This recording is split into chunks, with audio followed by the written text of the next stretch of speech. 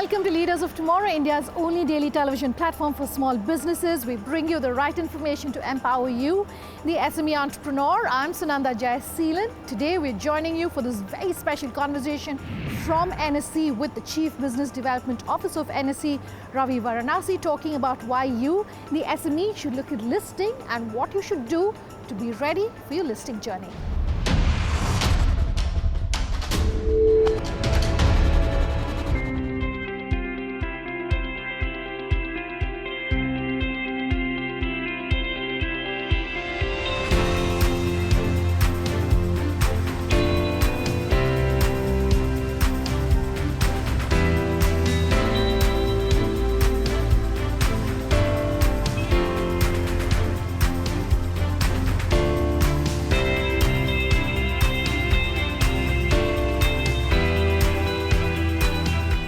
Thank you very much for taking the time to join us on the show.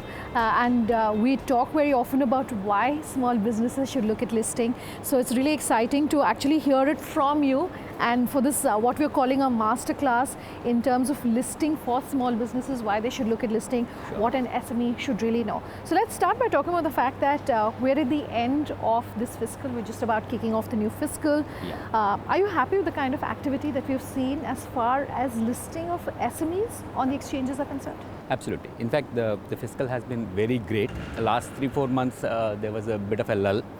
We had touched close to about 195 companies which have listed, and we expect another at least 3 to 4 companies get listed, hoping to touch 200 by end of this fiscal year. And close to about 3,000 crores has been raised, and market cap is around 12,000 crores. It's a fantastic number to reach in this fiscal, and we are close to, almost 17 SMEs from 17 different states have come and got listed, and we are seeing a huge amount of traction. More than 14 sectors have come, and companies anywhere between 5 crores to 150 crores. We are expecting a listing of a 150 crore company to come on board. So people have raised anywhere between 5 crores to now 150 crores. So it's a fantastic year which we have seen. There's a lot to be done. I'm not saying this is the end of the path, but this is the beginning, and we see a significant upsurge in the next 1 year period as we go forward. What percentage of the numbers that you've given us of SMEs which are listing, what percentage is it of your main platform? The main platform, if you really see, we have about 1,600 companies.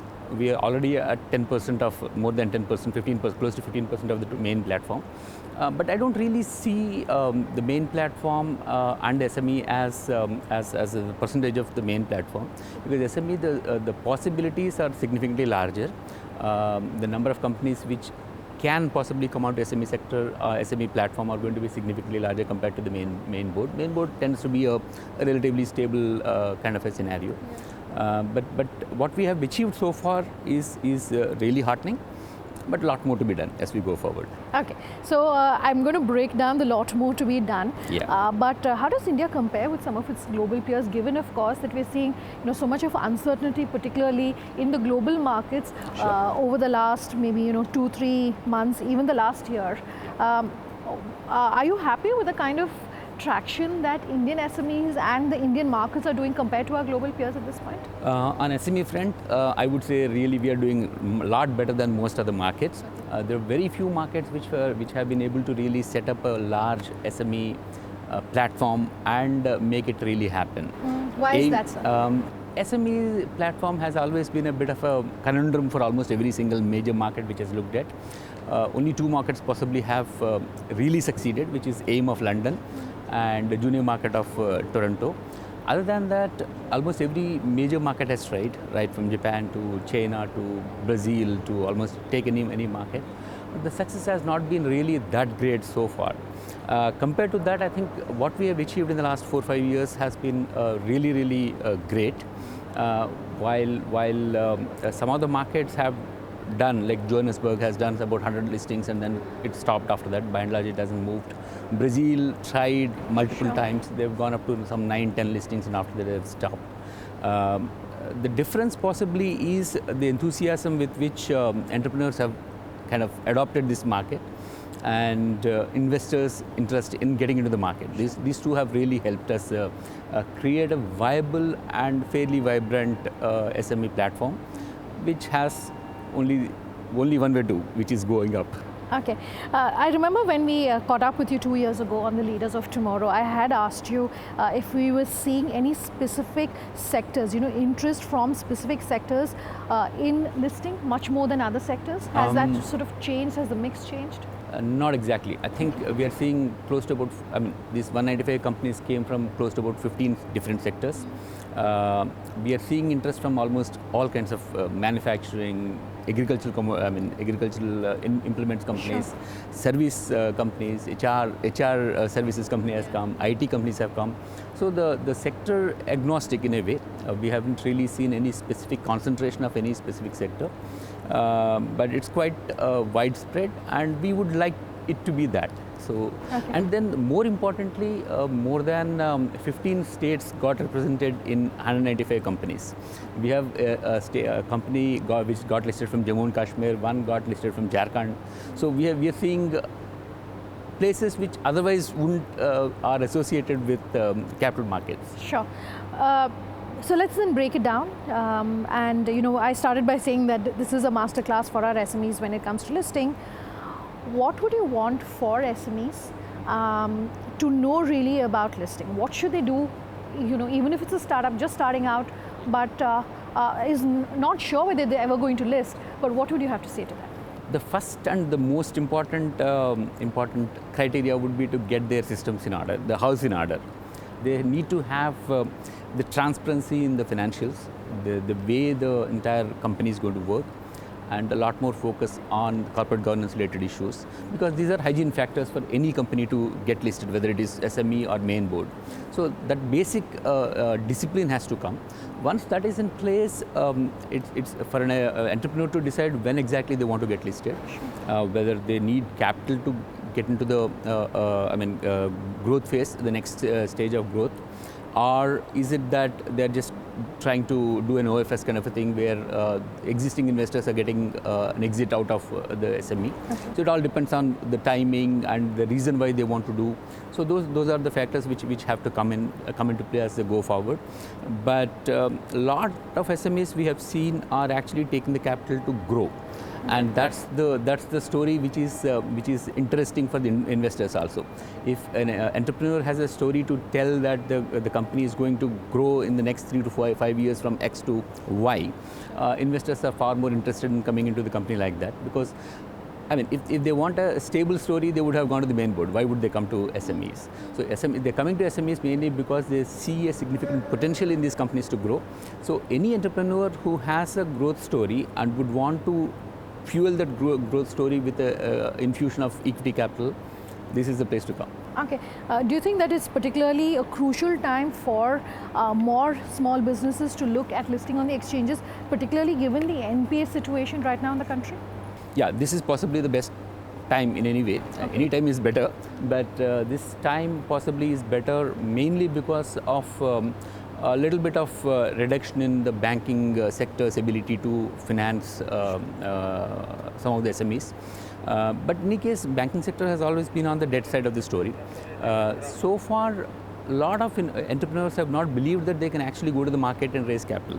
That's a story which we as an entity have gone to as entrepreneurs, spoken to them, made them aware that even a small company can go to the market and raise capital. That confidence has got built. So this is a new source which got opened for the entrepreneurs, which was not available earlier. So that we're seeing entrepreneurs from across the country lapping it up and are willing to take. And the positive side of the story is investors are really willing to put money in there. Sure. That has really changed the game. Okay, I just want to go back to something that you said previously, and that is as far as you're saying, transparency of books is concerned. A lot of banks tell us that transparency of books is a massive concern, major concern, particularly for small businesses. Through this interview, what would you like to tell our viewers? And why is it such a challenge, if I can call it that, for small businesses to have transparent books of accounts? So usually what happens is entrepreneur, when somebody sets up a business, they're consumed by to grow the business rather than worry about the rest of the things. So the division between the individual and the company tends to be fairly, it gets passed. So there are issues in the way entrepreneurs focus is on actually growing the business, making the business work. So in the process, sometimes they overlook some of the basic transparency related issues. Sure. But the moment we talk to them about they raising the capital, the only way they can do is to come out with statements, financial statements, which are transparent, which are making sense to the investors. You'll have to present your business to the investor in a way that the investor understands.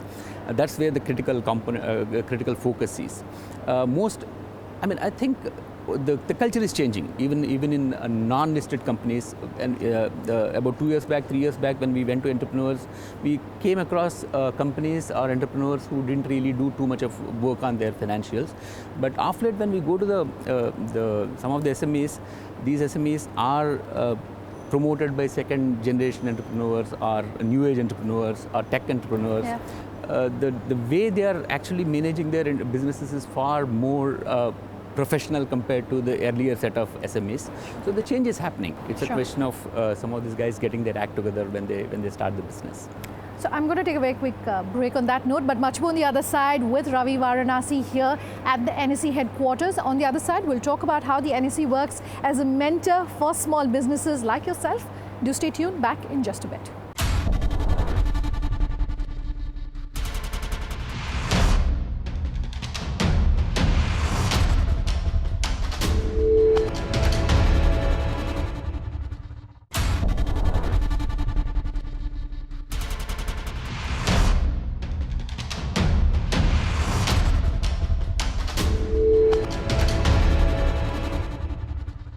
Welcome back. You're with us here on this very special conversation with the Chief Business Development Officer at NSE, Ravi Varanasi. So I don't want to call it a challenge really, but in your association with small businesses, what are maybe some of the biggest concerns that you're seeing that businesses are doing? You were talking about transparency of books. Sure. Over and above that, when someone is approaching you, to start the listing process, what are the biggest things you're seeing that they're doing wrong? So the one area where they possibly wouldn't, I wouldn't say they're doing wrong, they're not doing anything because they don't know what the markets are and what the markets can do for them. So to that extent, their ability to react to market requirements is not there. So that's where possibly a lot more interaction with the community would be really of help. That's where NSE does step in and then introduce some of these entrepreneurs to the market participants, like the compliance guys, like the investment bankers who will help them to understand the market requirements and then change some of the basic tenets of the market. I mean, the way the business is done, that which would help the market, the enterprise to go to the market. Okay. We talk very often to startups, and a lot of startups that we are in conversation with say that in the initial couple of years, they've perhaps bootstrapped. Sure. Then over and above that, then they probably approach, say, a private equity, venture capital, slightly larger ones, then maybe approaching a venture, a larger venture capital fund. What would you like to tell startups which are watching this interview through this conversation about perhaps looking at platforms like the NSE to raise funds as well? So there are, SME platform itself is a good enough platform for some of the SME startups to really look at, technology startups to look at and raise capital from the market, while their path through the angel, VC, PE, the path is well established. But some of the companies might want to break out of that path for various reasons. There are entrepreneurs who would want a lot more freedom than what otherwise they would have got in this path. So for them, possibly to start exploring and looking at SME platform might actually be the way to take things forward. That is one area.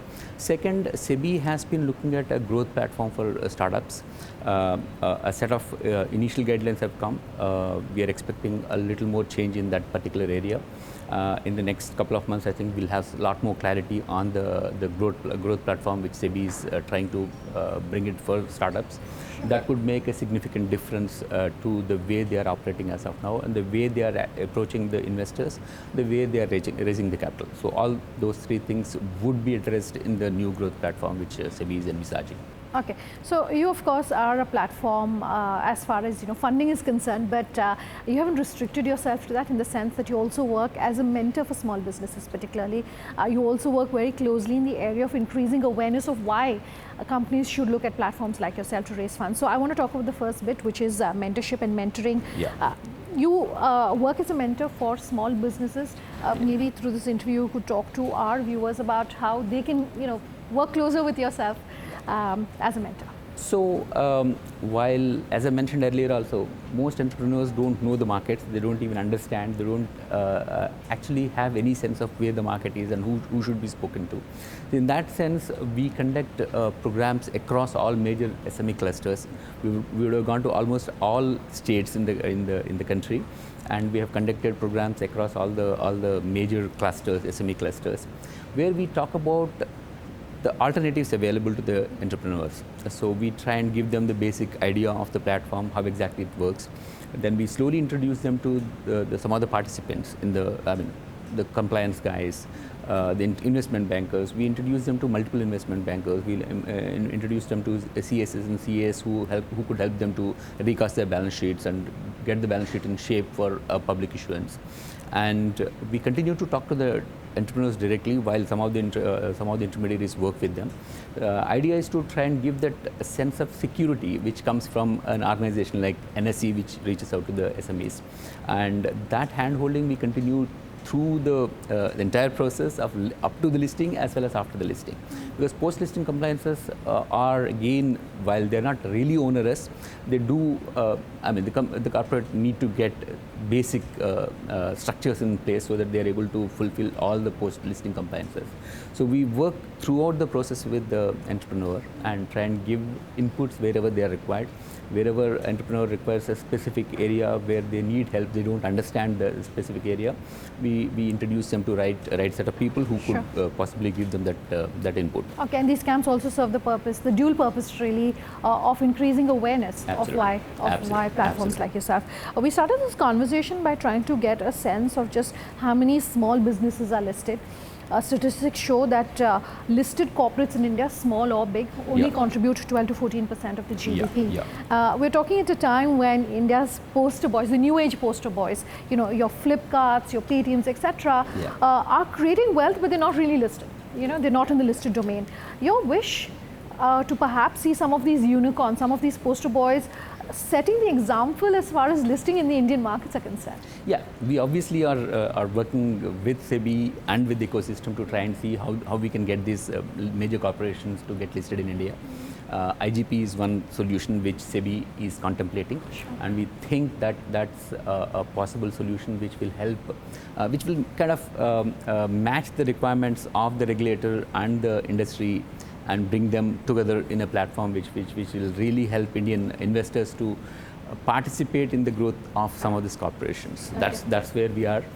While the big boys have been looked at and a path is being created, there are smaller players who could directly come to SME platform itself and raise capital. So they don't, while the growth of some of the large corporates is happening and they will be addressed in a particular fashion, the smaller technology companies, technology startups have an alternative of looking at the public markets rather well at an early stage than otherwise possible earlier through an SME listing.